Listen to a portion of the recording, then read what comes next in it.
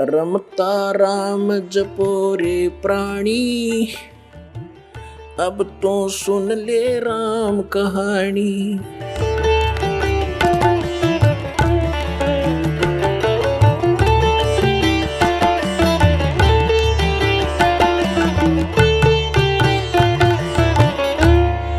जिन बातों से गुरु दुख पावे है, उन बातों को दूर भगावे।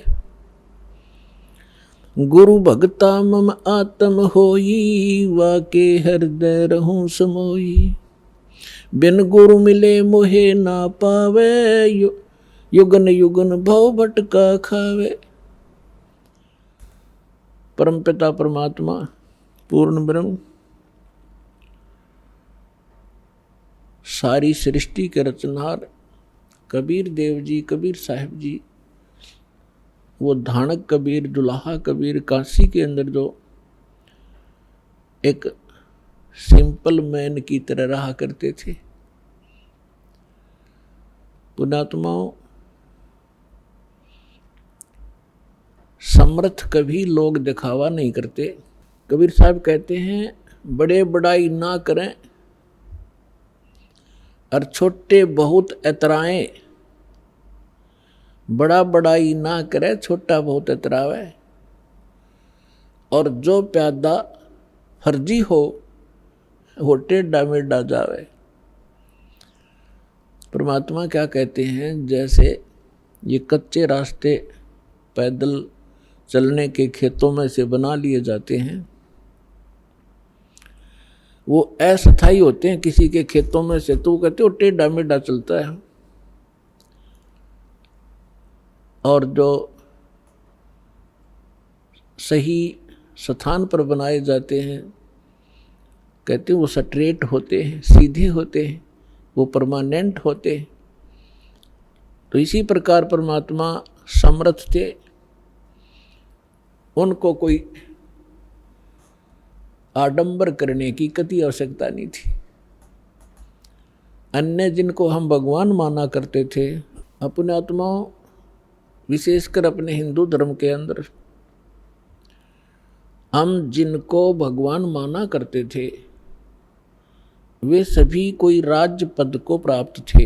विशेषकर हम भगवान श्री राम को, भगवान श्री कृष्ण को, विशेषकर हम इन्हीं को भगवान मानते थे। तो पुण्यात्माओं, जिसके पास यहाँ इस संसार की छोटी मोटी पावर हो, एक SHO है, एक छोटा सा अधिकारी होता है, एक छोटे से क्षेत्र का, उसके हाथ में डंडा होता है, दंड देने की कुछ उसके पास पावर जो होती है। अब वो तो अपने आप ही भगवान है उस क्षेत्र में। कोई मंत्री है, उसके पास पावर है छोटा मोटा राहत देने की, तो वो तो आपका भगवान है, सबको स्वीकार्य है। और पुण्यात्मा एक झोपड़ी में रह के और कपड़ा बुना करते थे। कभी कभी कपड़ा कुर्ता भी नहीं पहनते थे, धोती में रहते थे। हैंड टू माउथ उनका निर्वाह था। ऐसे को भगवान कोई सपने में भी नहीं मान सकता। लेकिन पुण्यात्माओं, जब हम पारखी हो जाएंगे, हम लाल की परख करना जान जाएंगे, फिर अपने आप समझ में आ जाएगा हु इज गॉड। आज आपको परमात्मा कबीर जी के बारे में बहुत सी धारणाएं गलत फैला रखी थी। कोई कहा करते थे वो एक विधवा ब्राह्मणी के पैदा हुए थे, शर्म के मारे वो कहीं सरोवर के किनारे डाल आई थी। एक नीरू नीमा नाम के दुल्हा थे, संतान थे, वो उठा लाए थे और बड़ा होकर के वो दुल्हे का काम करते थे। और फिर ये भी कहा करते थे कबीर एक कवि थे। फिर जब हम इस संत मार्ग में आए, संत मार्ग के अंदर इनको भगतजन संत कहा करते थे। कुछ एक इनको भगत कबीर कहा करते थे, एकाध ने इनको संत कबीर भी कहा है। लेकिन कबीर पंथी भी कबीर जी को परमात्मा नहीं मानते, वो सतगुरु कहते हैं। तो यहां परमात्मा, यहां गरीबदास जी कहते हैं, एक ना भूला दो ना भूली, भूली सब संसारी। सब कुछ भूला हुआ है परमात्मा कौन है, और जिसके नाम पर रोटी खाया करते कबीर पंथी, उनको नहीं पता कबीर साहब समर्थ हैं, सृष्टि रचनहार हैं, वो भी केवल एक सतगुरु कहा करते हैं।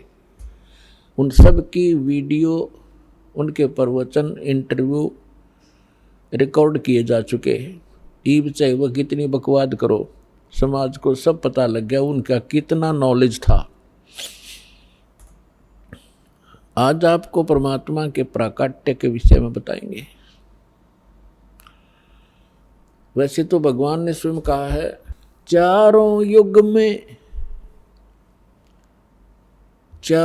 युग में संत पुकारे, कूक कहा हम हेल रे, हीरे माणिक मोती बरसे, यो जग चुगता डेल रे।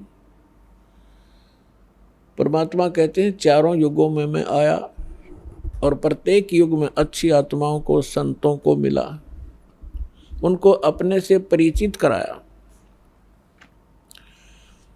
और उन महापुरुषों ने मुझसे परिचित होकर के मेरी महिमा ढोल के डंके पे स्थान स्थान पर जाके सुनाया। तो परमात्मा कहते हैं, सतयुग में सत सुकृत कह टेरा, त्रेता नाम मुनींदर मेरा, द्वापर में करुणा में कहाया, कलयुग नाम कबीर धराया।